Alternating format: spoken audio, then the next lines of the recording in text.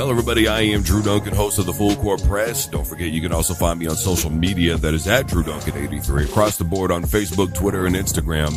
Don't forget to use the hashtag Don't You Dare Touch That Dial, and I'll make sure to get your post noticed. I want to talk about Antonio Brown today.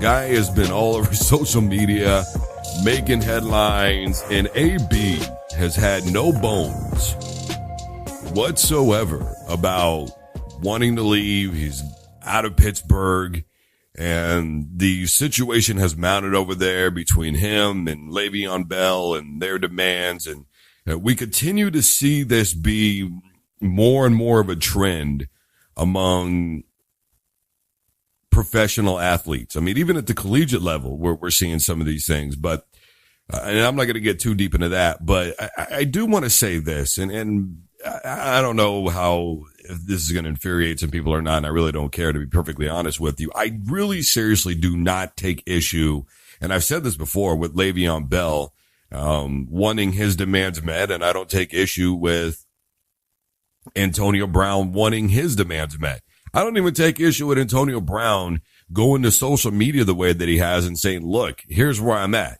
I mean, the guy is literally posting his stat line all over the internet, and not to make mention, he even used the hashtag new demands. I don't take issue with it because these guys, I know that a lot of people revere them as being spoiled. I'm not going to say that in a certain degree that some of them are not, but I will say this.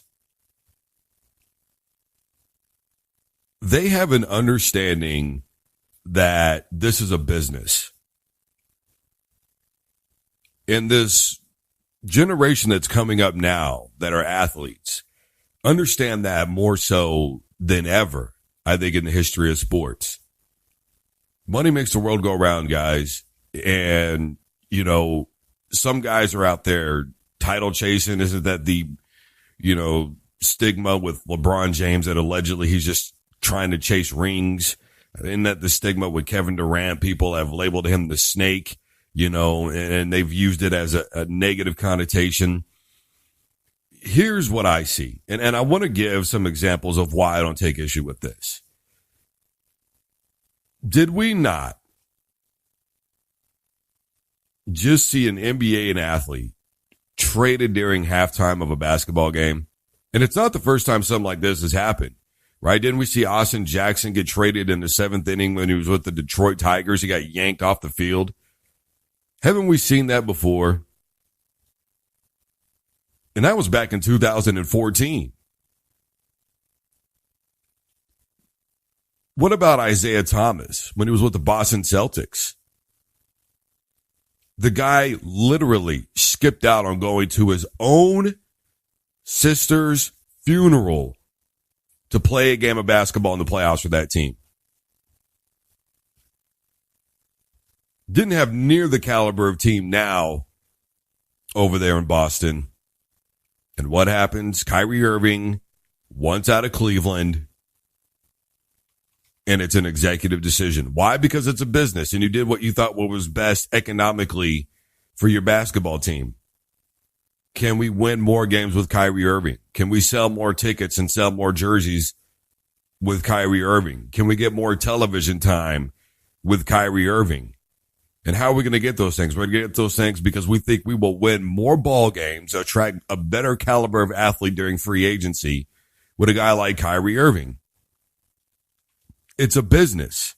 And that's how Antonio Brown is treating it. And I really don't understand the animosity that we have towards these athletes who are making decisions that they feel are the best for themselves. Look, I've always said that we can't tell another guy how to manage his career. And I understand the need to feel suggestions for it. And I get that. I myself have been very opinionated on moves that GMs make. Yeah, I was very opinionated on Denver getting Joe Flacco in a 4th round draft pick trade. So I'm not saying that you shouldn't put it out there, but I don't always necessarily know why we get upset with an athlete who decides to take his career into his own hands. I mean, you go look at the Barry Sanders situation back with the Detroit Lions. What was it? 97, 98 in that time frame, 99, 2000. Barry Sanders for a full year had tried to get out of his contract, was willing to pay his $5 million a year salary that was owed to him so that way he could get out of it. He literally wanted to buy his way out of his contract, but the Detroit Lions said, nope. We know what kind of valuable asset you are, running back, and we're not going to have you going anywhere else. They blocked him. Then they got all this money twice over. Look what happened to Megatron and the Detroit Lions. I mean, at what point do you say to yourself, you know what, maybe these guys have a point to an extent. Maybe these guys have to look out for themselves. Because I'm going to tell you something. If it comes down to earning my money, knowing that every single day I am risking my career, why wouldn't I do that? If you had an opportunity to get $1 million and you work a dangerous job and you know that at any moment it could end in the blink of an eye because of an injury, don't tell me that you wouldn't be fixated on taking your own livelihood and your family and your financial assets into your own hands. I don't know that Antonio Brown is chasing money. I don't know that he's chasing rings. He's just got new demands. And he's been very vocal. He's putting himself out there and he's doing what he thinks is best for his career. I'm not saying that we have to like it. And I'm not saying to each their own, because to each their own is why. I don't know was necessarily like the approach. You take Julio Jones. He was a couple of years out from his contract ending and he already wanted to get a new deal. He wanted to guarantee himself some money. I would have, to me, I would have maybe waited till the year of my contract, really solidify that I'm still a benefit to this organization. Not that he's not that he hadn't already accomplished that, but by the same token, continue to drive, continue to work, continue to show. I mean, there have been a lot of guys that were, under contract and it was their final year and they still show up. And some of them have even had situations where we see certain athletes go, I'm going to be here. I'm going to practice. I'm going to, do what it takes regardless. I want to prove to people that I want to be a part of this organization. I want to retire here. I like it here. And you get athletes that are like that. Everybody is different. For instance, I interviewed Cub Swanson one time and I was speaking to him about Tony Ferguson, who was upset that nobody in MMA was calling him out. He was undefeated at that time and, he felt like he should have been the next guy for McGregor, especially once he got the interim belt. And I interviewed Cub and Cub was ticked off. He said, because somebody had called him out. It was Du Ho Choi. And he said, I don't understand why he's calling me out. There's 15 other guys that are in this division. He could have said their name and he chose me and he messed up. And I asked him why, I said, Tony Ferguson doesn't like the fact that nobody's calling him out. You're upset at the fact that people are calling you out. And he goes, man, we're just two different people. Everybody's got their own approach to business. Everybody else has their own approach to the game.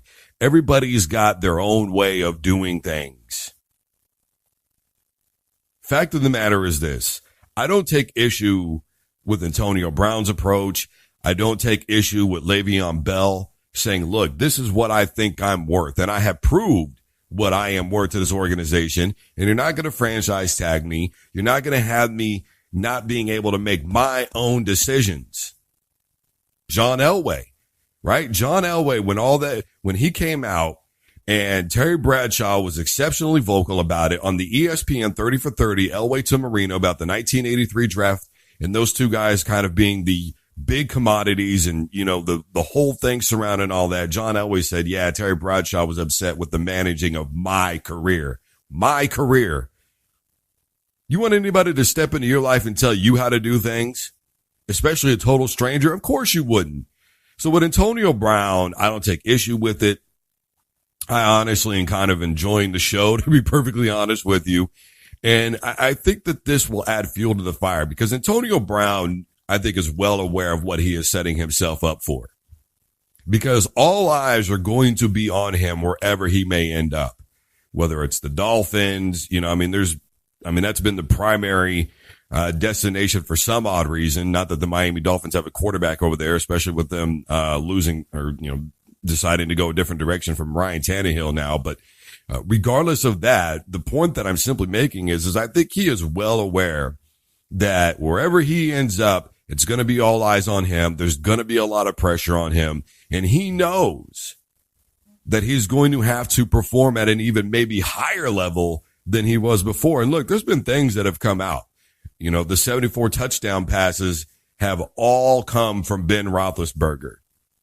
I don't think Antonio Brown means anybody any disrespect, especially Big Ben.